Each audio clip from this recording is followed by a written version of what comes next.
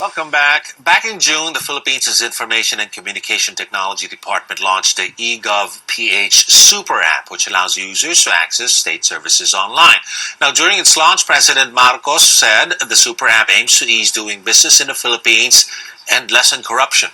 Now, over 2 months since the eGov Super App's release, we discuss its impact on doing business in the Philippines.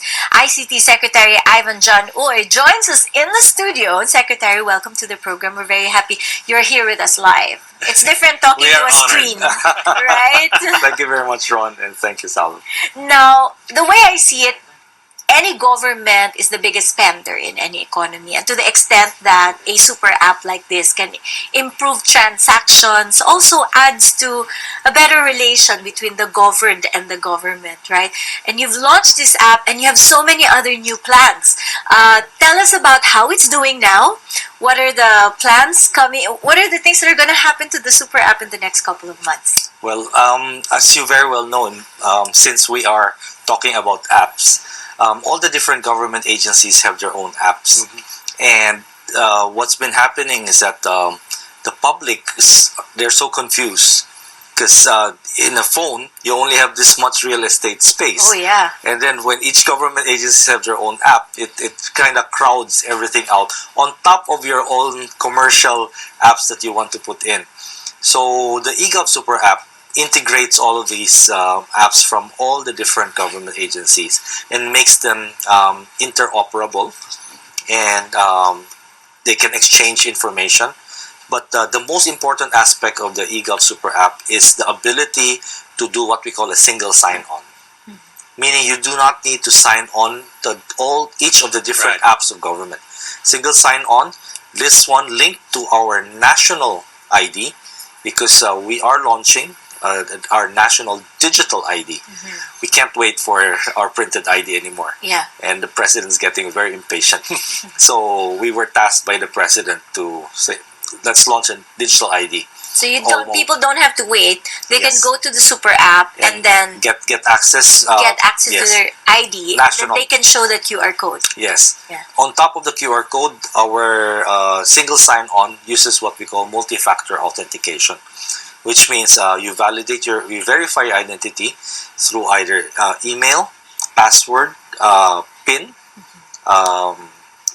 through a text message that you receive. The OTP. Right, OTP, or through your biometric. So all those factors are brought in order to authenticate. Once the system authenticates your identity, then you will now have access to your accounts.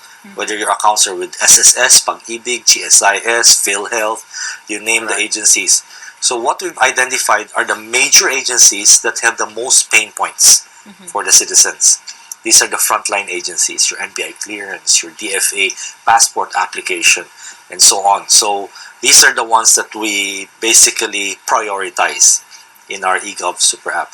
So the goal of the Super App, the eGov Super App, is instead of the citizens going to each of the government agencies to access public service, the government brings those services to the people. It's a one-stop shop.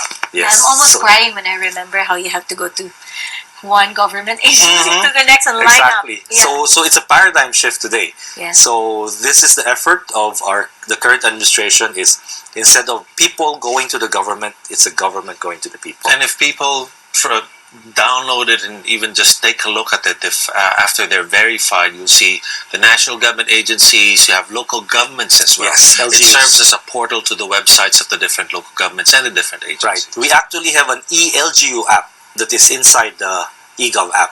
So those eLGU apps, we have about 200 local government agencies that's now enrolled.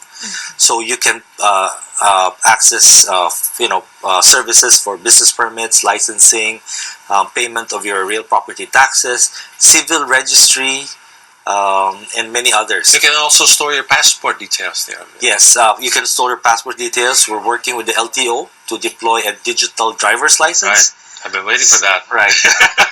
So we're putting all of these together, and the strength here is that it will now be the government side that handles the interoperability.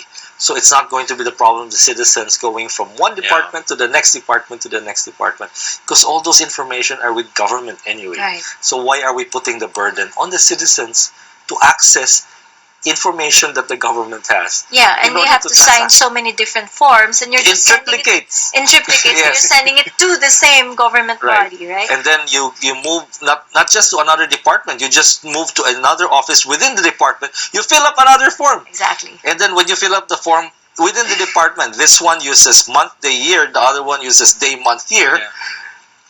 Yeah. And we avoid the long different lines data as well. points, right? The passport, it's such a big pain point now because of the things that Filipinos have to go through when they go out of the country. Yes. The app should be able to help with that. Yes. Currently, it's incorporated there where you can do an online passport application now.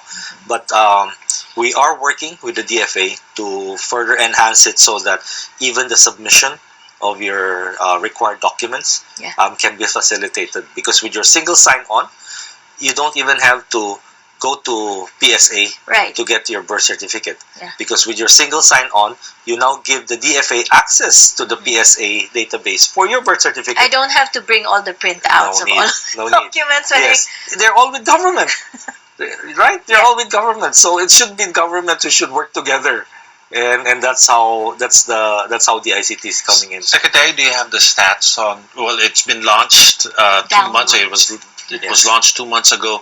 What do you have the stats on that? Number of downloads? How many daily users? For Apple Store, we have about 550,000 downloads, and we haven't even done any active marketing yet. It was just 2 months. Yes, 2 months. Yeah. So 550,000 downloads. I think we are being rated at 4.3 out of 5. Congratulations. Yeah, I took a look at the complaints from the Play Store for Androids, and most of those I've seen is their complaint about how they can change their picture on the ID. No way. Yeah. It's not even Not so much on the other technical stuff. Sometimes it's lagging, but sometimes there were some users who were saying that after the update it became better, but most of them was for the ID. So with all those complaints, we were thinking of having a revenue model. They can pay extra and we'll upgrade their pictures.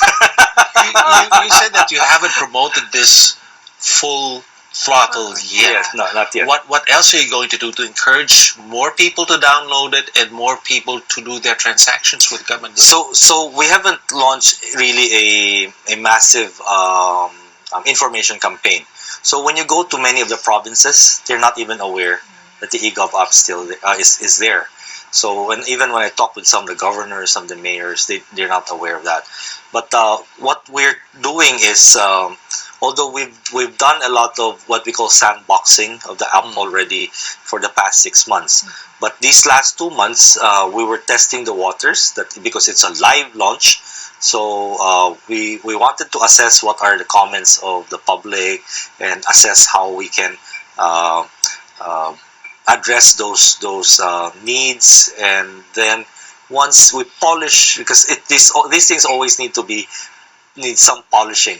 And once we're confident that it's something that is already robust, and then we'll do a massive information campaign through social media, through traditional media, and public information on how to download. And we're also building up the capacity of the different government agencies. Because some of those government agencies, medyo kulang pa sila. Hindi kaya sabay-sabay. And so when we link to them, partial lang yung capability nila. So people sometimes get disappointed that when they access, we thought that this agency is already connected. How come I can only do this and not all the others? But we're not the ones doing those. It's those agencies that are doing those. We just take care of the integration and the back office channeling of the information.